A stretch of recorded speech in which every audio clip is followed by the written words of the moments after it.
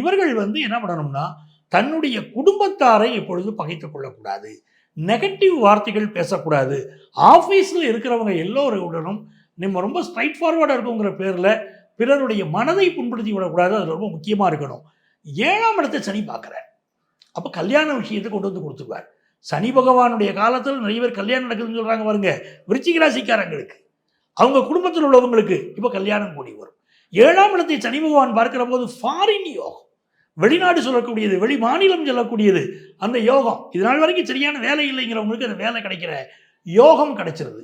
12ஆம் இவங்களுக்கு லாபஸ்தானத்தை சனி பகவான் பார்க்க போகிறார். அப்போ வேலையில் ப்ரமோஷன் கிடைக்கக்கூடிய யோகம் விருச்சிக ராசிக்காரங்களுக்கு இப்போ கிடைக்குது. நிறைய முன்னேற்றங்கள், நீண்ட கால தொழில் செய்யக்கூடிய யோகம்.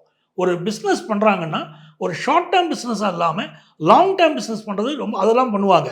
ஷேர் மார்க்கெட் இன்வெஸ்ட்மெண்ட் நிறைய பண்ணுவாங்க. இப்போ லாங் டேர்ம் இன்வெஸ்ட்மெண்ட்ஸ் பண்ணுவாங்க.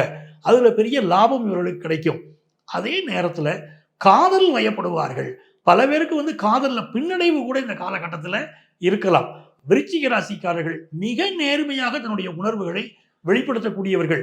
அந்த ஸ்ட்ரைட் ஃபார்வர்ட்னஸை கூட சில ப்ராப்ளங்களை உங்களுக்கு தரலாம். நிறைய பேருக்கு குழந்தை பாக்கியம் இந்த காலகட்டத்தில் உண்டாகும். புதிய தொழில் தொடங்கக்கூடிய யோகம் வரும். ஹையர் எஜுகேஷன் படிக்கிறவங்களுக்கு மட்டும் கொஞ்சம் கான்சன்ட்ரேஷன் படிப்பில் மாறும். அவங்க படிப்பில் அதிக கவனம் செலுத்தணும்.